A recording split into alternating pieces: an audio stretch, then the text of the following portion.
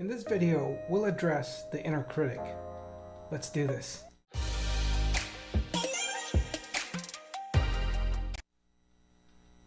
Hey, Dr. Les here with the Mindfulness channel, a channel focused on brain science, mindfulness, and acceptance and commitment therapy, providing you information and skills to help transform your mind so you can transform your life to be the best you.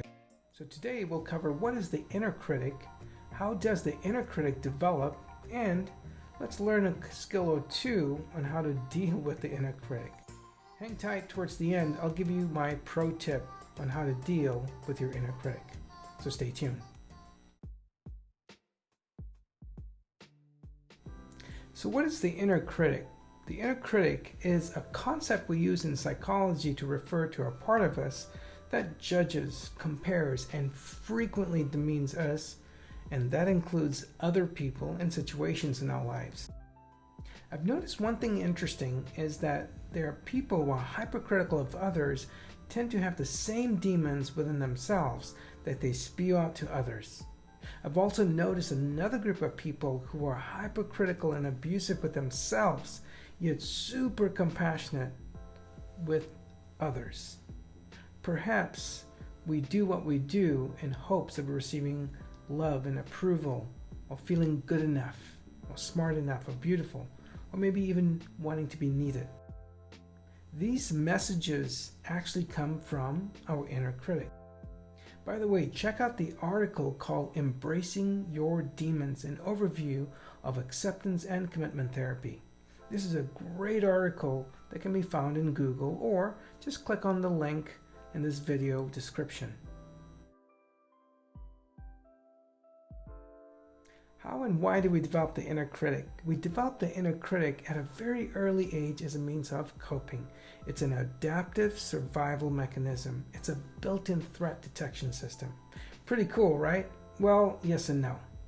Let me explain. See, the inner critic is part of who we are as humans, and its job, you're not going to like this, its job is to protect us. It's trying to help us not make the same mistakes over and over again. So in a sense, the so-called built-in threat detection system called the inner critic is trying to help us not be rejected, abandoned, be less than, so others will want to love us. So we'll be accepted and they'll want to keep us around. And all we want is to be loved, accepted, and to be good enough for who we are in the moment, not based on conditions. See, the inner critic believes the more critical it becomes of you, us, the better it is helping. So you don't repeat, again, the same mistakes. The problem, more often than not, this inner critic can be relentless, which often leads to what a psychologist referred to as toxic shame. And that can lead to psychological disorders. These deep messages, patterns of the inner critic is based on conditions and perceptions from those who raised us to the collective factors around us, such as our family secrets and messages and rules, cultural messages, peer messages, and the era we grew up in, the community and the media, and other messages we've received, spoken and unspoken, gave birth to this thing called the inner critic.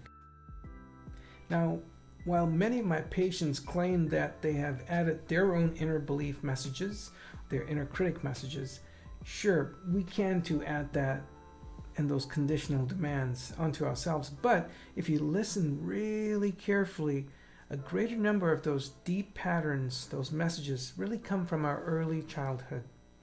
Our lived experiences are shaped by our nervous system.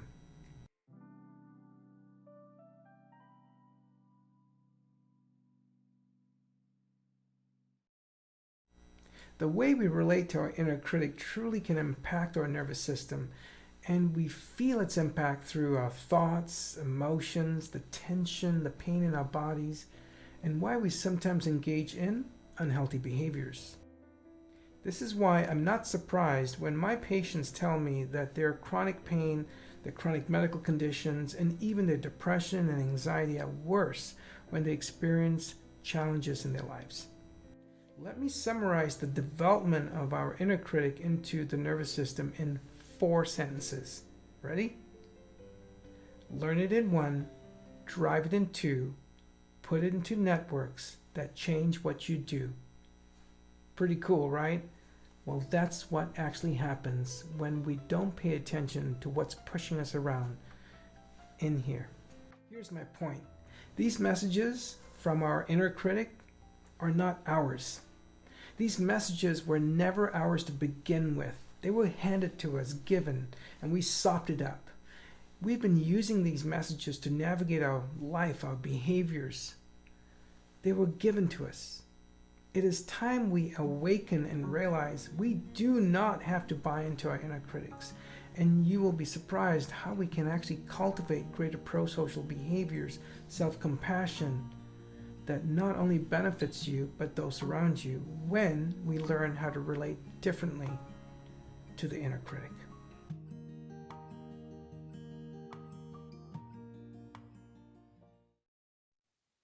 How do I know when the inner critic has me hooked?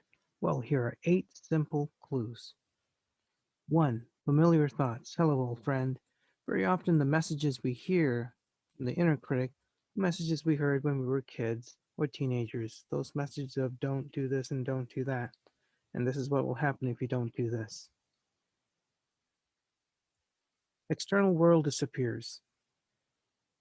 We've all experienced this. We've been driving somewhere and all of a sudden we don't realize we've gotten to where we were heading to without realizing it. Sometimes we're in a conversation and we're there, but we're not actually there. We're in our heads. Judge Judy is what I call this one. Very often, from time to time, we all do this. We become very, very judgy with ourselves and others. Time traveling. We commonly do this. We zipline between the past and future. Here's another one that's really good. When you find yourself getting self-righteous and not being able to see another perspective, you are heavily drunk in the inner critic messages. Highly reactive, disproportionate to what got in your way. Maybe a small daily hassle that you blew up on. This is because you've been listening to the inner critic for several hours without noticing it and unhooking from the inner critic. Another one here is confusion. From time to time, when we're so caught up with the messages as if we're in a trance, it is difficult for us to make decisions. We find ourselves being overwhelmed by simple decisions like, what do we need to have for dinner? And we respond reactively, like, I don't care. If you find yourself saying this or hearing this, or struggling with simple decisions, you truly are in a trance with the inner critic. Bodily pains. Many of my patients notice that independent of their structure, nerve, and tissue damage that has healed, they tend to notice certain sides of their body that tend to be dominant in tension. Bodily pain. This is another great clue. When we are caught up in the inner critic, we might notice certain emotions associated with our bodies. Left-sided tension is associated with fear, whereas right tends to be associated with anger, complaining, and even suppressing our thoughts and emotions. These are all clues to the inner critic pushing you around, dominating you, and placing you on a hook. So what I'd love for everyone to do is to try a 7-day challenge. For the next 7 days, notice which categories of these on any given day show up.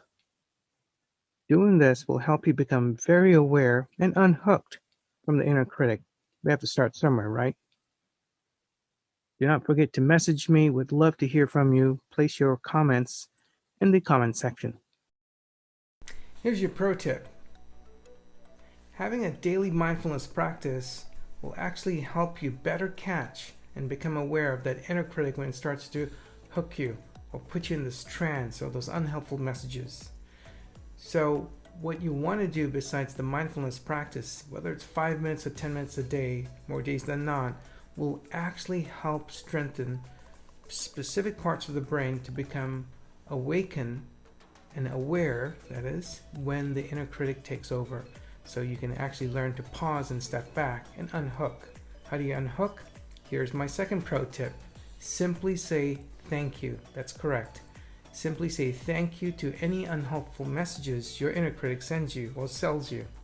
You don't have to buy into anything it sells you or sends you. When you say thank you to your inner critic, don't do it sarcastically. Do it with firm and maybe a sense of matter-of-fact tone of voice, yet compassionate. Kind of like this. Thanks for your opinion. Thank you. That was not very helpful. As we come to a wrap here, drop me a comment. Let me know what you think about the 7-day challenge. And also, I'd like you to play around with that thank you. Again, said firmly, matter-of-factly, and with compassion.